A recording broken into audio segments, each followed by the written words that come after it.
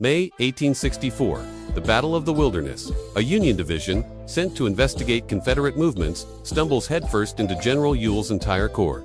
The result is pure chaos. Smoke hangs so low that soldiers fire blindly into the gloom. Survivors call it bushwhacking on a grand scale. Confederate General Longstreet is supposed to reinforce General Hill, but his late arrival leaves Hill's men overwhelmed at dawn. Just as the line is about to break, Longstreet's troops make a dramatic entrance, stabilizing the front. The Union claims a partial victory, but the Confederates strike back hard. John B. Gordon launches a surprise attack on the Union right flank, capturing 2 Union generals and forcing a demoralizing retreat. General Ulysses S. Grant is devastated. One report even claims he broke down in tears inside his tent. But Grant does not retreat. Instead, he orders his army deeper south, launching the relentless Overland Campaign. Spotsylvania, North Anna, Cold Harbor's 6 weeks of near-constant, brutal combat, while Grant hammers away at Lee in Virginia. General William Tecumseh Sherman marches south from Tennessee. His objective, capture the vital rail and industrial hub of Atlanta. Despite setbacks for the Union elsewhere, like the defeat at Bryce's Crossroads, Sherman's campaign is a grinding success. The Confederate general, John Bell Hood, finally abandons Atlanta to save his army. Sherman then orders all military installations in the city burned. But the flames quickly spread out of control, leveling much of the city. With Grant besieging Petersburg and Richmond, the Confederacy tries to create a diversion. General Jubal early strikes north, winning a battle at Monocacy but failing in his true goal, capturing Washington, D.C. The Union retaliates with fury. In the Shenandoah Valley, General Philip Sheridan confronts Early near Winchester. Confederate forces under Generals Rumser Rhodes and Gordon fight with ferocious tenacity. One Union soldier described the scene as blood everywhere spattered on bushes, pooled on the ground.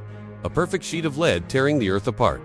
The Confederates stall Sheridan just long enough for Early to bring up reinforcements, threatening to turn the tide. Fearing disaster, Sheridan calls for his reserve commander, declaring, "I've got Crook here with 10,000 men, and I am going to throw them in.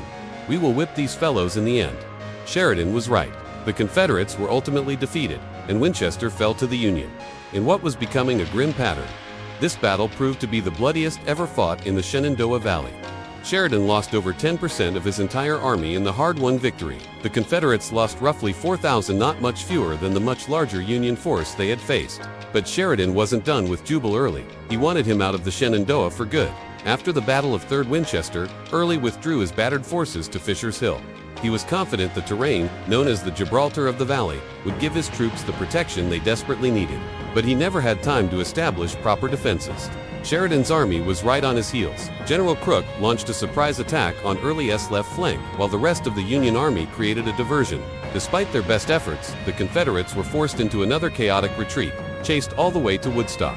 In the weeks that followed, the Union executed the burning, a systematic destruction of the Shenandoah breadbasket, effectively wresting control of the entire valley from the Confederacy. Meanwhile, in Georgia, Sherman divides his army. He leads 62,000 men on a brutal campaign toward the coastal city of Savannah.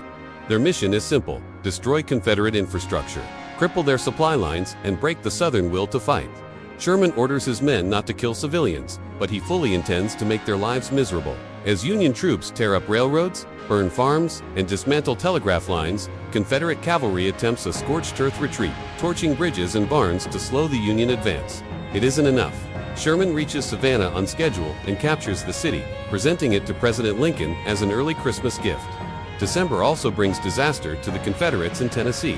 At the Battle of Nashville, Hood's army is shattered. The year 1864 comes to an end, with the South exhausted, the North energized, and the war still unresolved, though the outcome is becoming painfully clear. Now, as if returning to where the fire first started, the war shifts back to the Carolinas. In early 1885, the Union renews its assault on North Carolina with a second attack on the crucial Confederate fortress of Fort Fisher. A failed attempt months earlier had cost them dearly. This time, Major General Alfred Terry commands the land forces, while Admiral David D. Porter leads a massive naval fleet of over 50 vessels. Terry divides his troops. One wing, composed of U.S. colored troops under General Charles Payne, is tasked with neutralizing Confederate defenders outside the fort. The other, under General Adelbert Ames, storms the fort itself alongside Marines and sailors. The assault goes far smoother than expected. After brutal, hand-to-hand fighting inside the fort, the Union captures it by nightfall. It's a major military victory, but an even bigger strategic one. Grant's war of attrition is working. Sherman is now marching north from Savannah. Only a month later, he enters South Carolina and seizes the capital, Columbia. What follows is chaos. A drunken mob of soldiers, a city full of smoldering cotton bales, and a wind-whipped night produce a catastrophe. Much of Columbia burns to the ground. Sherman, unapologetic, later admits that while he never ordered the city's destruction, he never shed a tear over it. In his mind, it simply hastened the end of the war. With Fort Fisher lost, Wilmington, the last major Confederate seaport on the Atlantic, is doomed. Union troops advance unhindered. Confederate General Hoke attempts a brilliant defense, earning the nickname the Stonewall of Forks Road, but he is ultimately ordered to abandon the city by General Braxton Bragg. Reluctantly, Hoke and his seasoned veterans withdraw. As the war rages on, Abraham Lincoln delivers his second inaugural address on March 4, 1865. Washington is packed with hopeful Northerners slogging through rain and mud to hear him speak. Yet even among the celebratory crowds, dark plots are brewing. One of the men present is John Wilkes Booth, who later claimed he was close enough that day to kill the president. The famous abolitionist Frederick Douglass would remark that there was murder in the air. But Lincoln survives the day and delivers one of the most powerful speeches in American history. Only days later, the South faces another blow. Sherman, contrary to rumors that he was bogged down in Carolina swamps, is advancing rapidly, burning towns, crushing resistance, and forcing Confederates to evacuate city after city. Fayetteville, North Carolina, falls next. It's here that Sherman finally meets real resistance. As his army leaves Fayetteville and advances toward Bentonville, a desperate Confederate command attempts one final, major stand. General Robert E. Lee had convinced President Jefferson Davis to place General Joseph E. Johnston back in charge of the Southern armies in the region. Johnston gathers whatever forces he can and prepares for battle. Sherman, confident but cautious, splits his army into two wings, setting the stage for one of the last great battles of the Civil War.